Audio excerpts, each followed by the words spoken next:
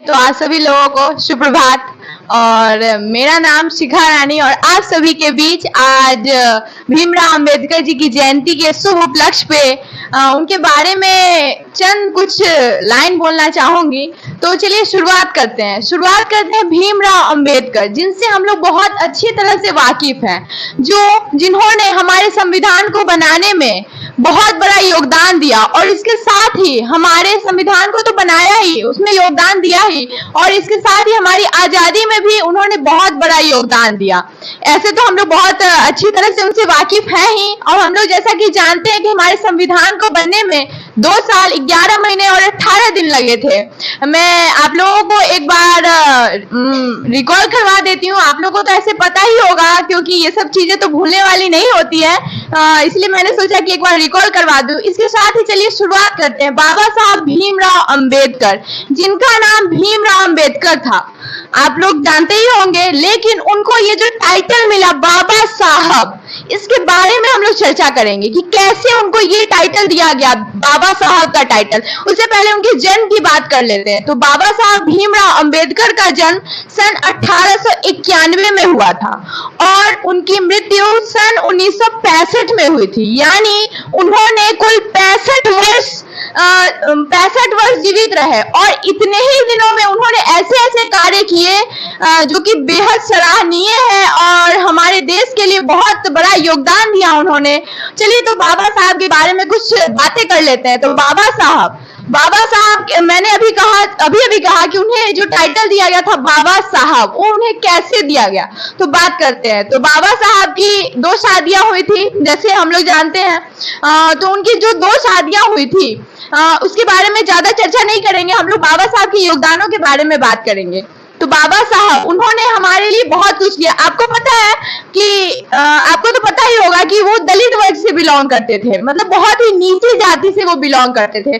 और अभी जैसे हम लोगों को मिल गया है राइट टू वोट, या फिर बहुत कुछ मिला है कि हाँ लड़के लड़कियों को एक साथ दिया जाएगा, या फिर जो भी जनरल कैटेगरी से बिलोंग करते हैं, लोअर कास्ट से बिलोंग करते हैं, ओबीसी, ईबीसी, एससी, एसटी, सबको इक्वलिटी का राइट दिया गया। और इसके साथ ही मतलब कुछ सीट भी रिजर्व किए गए हैं वुमेन्स के लिए हो या फिर लोअर कास्ट के लिए हो, कि हाँ इतना % लोग इस जॉब में जाएंगे, इसमें जाएंगे। लेकिन पहले हमारा जो टाइम पहले हुआ करता था, वहां पे ऐसी कोई भी इक्वलिटी जैसी बातें नहीं थी, ऐसा कुछ भी नहीं था।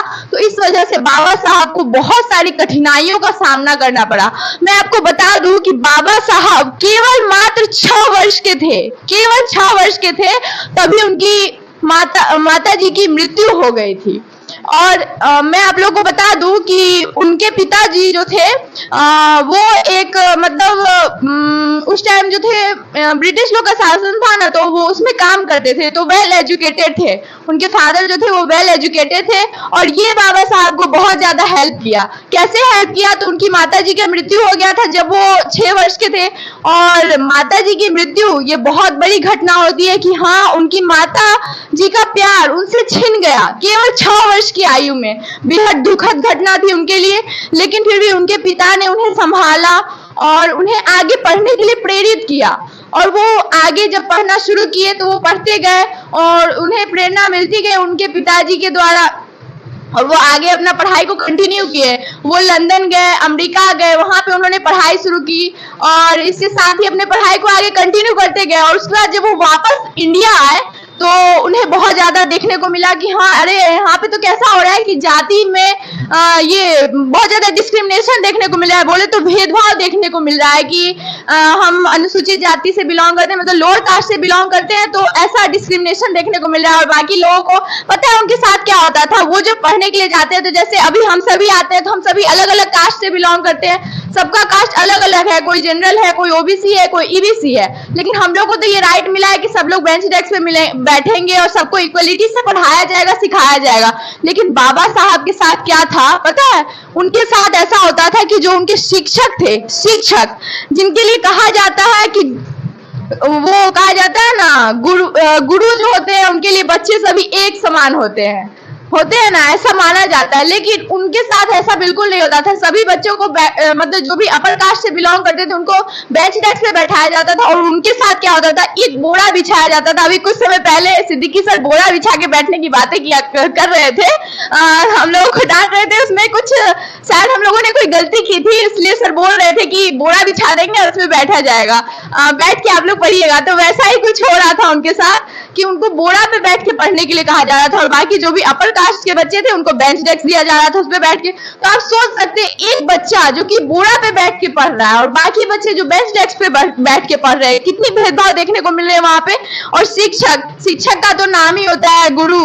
गुरु वर्ड ही है कि हाँ सबके साथ समानता होगी, लेकिन उनके साथ समानता नहीं होती थी और बहुत ज्यादा उनको कठिनाइयों का सामना करना पड़ा। और इसके बावजूद भी उन्होंने अपनी पढ़ाई को कंटिन्यू किया, लेकिन बेहद दुखद घटना का उन्हें फिर से सामना करना पड़ा। और मैं आप लोगों की जानकारी के लिए बता दूं कि जब बाबा साहब 22 वर्ष की उम्र के थे, केवल 22 वर्ष के थे, तो उनको अपने पिताजी से हाथ धोना पड़ा। यानी उनके पिताजी ने इस दुनिया को छोड़ दिया। और आप जान रहे हैं कि उनकी माताजी तो पहले ही गुजर चुकी थी और उनके पिताजी वो भी इस दुनिया से चल बसे, तो उनके लिए कितनी कठिनाइयां हुई होगी। तो बहुत ज्यादा दुखद था उनके लिए, लेकिन फिर भी उन्होंने आगे बढ़ा और अपने जीवन के प्रयासों से आगे बढ़ा। मैं आप लोगों को बताती हूँ, जैसे आप लोगों ने वो बात सुनी है कि जब बाज आसमान में उड़ता है तो वो उड़ते जाता है, और जो कौवा होता है ना उस पे चोंच मारता है, उसके पंखों पे चोंच मारना शुरू करता है। कौवा जो होता है बाज के पंखों पर चोंच मारना शुरू करता है, लेकिन बाज क्या करता है पता है, उस पे एक बार नजर घुमा के भी नहीं देखता उस कौवे पे, और वो अपनी उड़ान को और तेज करता है और तेज करता है, और कुछ समय के बाद वो जो कौवा होता है उसके पंख पे चोंच मारना छोड़ देता है। ऐसा क्यों होता है पता है? तो वहां से हमें ये सीख मिलती है कि जो कठिनाइयां है ना वो रास्ते में आएंगी, कठिनाइयां जो है वो आएंगी रास्ते में। कठिनाइयों से हम मजबूत बनते हैं, है ना, कठिनाइयों से हम बहुत ज्यादा मजबूत बनते हैं। जैसे कि वो बाज जब आसमान में उड़ना शुरू करता है तो कौवा उसके पंख पे चोंच मारता है और उसके उड़ान में बाधा उत्पन्न करता है कि वो और आगे नहीं उड़ सके, लेकिन बाज जो है उतनी ही मजबूती से और आगे उड़ना शुरू कर देता है, और वो उड़ता है और आगे उड़ने के बाद कुछ समय के बाद वो कौवा जो है उसके उड़ान से हट जाता है, और वो अपनी उड़ान को तेज करके उड़ता है ना, इस वजह से वो जो कौवा है वहां उसकी उड़ान में फिर विघ्न पैदा ही नहीं करता है। तो वहां से हमें एक चीज सीखने को मिलती है कि जितनी ज्यादा कठिनाइयां हमें मिले उतने ही हौसले को बुलंद करना है और उतने ही ऊपर हमें उड़ना है। तो वहां से हम उड़ना चालू करते हैं और कुछ समय के बाद वो कौवा भी वहां से, कौवा नामक बाधा जो है वो वहां से हट जाता है। तो वहां से हमें सीखने को मिलती है कि अपने हौसलों को मजबूत बनाए और अपने आसमान में और उड़े, और कठिनाइयां तो आती जाती रहेंगी, कठिनाइयों से हमें मजबूत बनना है और आगे अपने उस मुकाम तक पहुंचना है। तो बाबा साहब ने भी कुछ वैसा ही किया और फिर कठिनाइयों का आमना सामना करते हुए आपको पता है उन्होंने एक किताब लिखी थी। सबसे पहली किताब जो बाबा साहब ने लिखी थी वो किताब का नाम था द अनटचेबल्स। अनटचेबल्स, ये अनटचेबल जो वर्ड है वो इंग्लिश वर्ड है, इसका मतलब होता है छुआछूत। ठीक है, छुआछूत की भावना। आपको पता है पहले क्या होता था कि वो जो लोअर कास्ट के लोग होते थे, अपर कास्ट के लोगों के सामने अगर लोअर कास्ट के लोगों का जो छाया भी पड़ जाता था ना तो लोग बोलते थे कि छुआ गए, लोअर कास्ट के लोगों को दूर रखो। और इसीलिए सरकार ने ऐसी योजनाएं चलाई हैं, कुशल युवा प्रोग्राम जैसी योजनाएं चलाई हैं और बेहद सारी योजनाएं चलाई गई हैं जिसमें हमें इक्वलिटी का अधिकार मिलता है। हम लोग सभी इक्वल होते हैं। कैसे? तो सरकार बोलती है कि औरतों को, लड़कियों को पढ़ने दिया जाए। जैसे हमारे पास योजना आई है ना, बेटी पढ़ाओ बेटी बचाओ। लोग बोलते हैं अरे बेटे के लिए क्यों नहीं योजना बनती है। कुछ समय पहले हमारे सहपाठी में से कोई बोल रहे थे कि लड़कियों को 12th में फर्स्ट करने पर 25,000 रुपीज मिलते हैं, 25,000 मिलते हैं, हमें क्यों नहीं मिलता। सर से सवाल किया गया था तो सर ने बेहद ही क्या बोलते विनम्र पूर्वक जवाब दिया सर ने कि हम सरकार थोड़ी है, सरकार होते तो दे देते इनमें से काट छाट के, ऐसा सर ने जवाब दिया था। और सर ने कहा था कि लड़कियों के लिए ऐसा चलाया गया लेकिन लड़कों के लिए नहीं चलाया गया। ऐसा इसलिए है कि आप लोग पहले से ही, मतलब लड़के जो है पहले से ही उस मुकाम तक है, लेकिन लड़कियां जो है यहाँ है नीचे, तो उनको उठाने के लिए सरकार ने ये योजनाएं चलाई हैं। उनके लिए सरकार जो है क्या करती है, 10th में तो खैर सबको 10,000 मिलता है, लेकिन 12th में सिर्फ लड़कियों को 25,000 रुपीज मिलता है, लड़कों को नहीं, क्योंकि लड़के तो ऑलरेडी उस मुकाम तक है, लेकिन लड़कियों को उठाना है ना।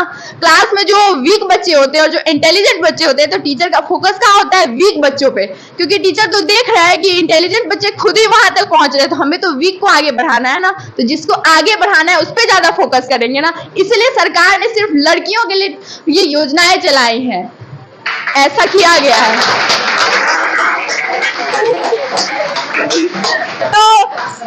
तो समय की कमी है, समय को मद्देनजर रखते हुए सर की नजरें घड़ी पर से हट नहीं रही है, तो मैं अपनी वाणी को यही विराम दूंगी। बहुत बहुत धन्यवाद।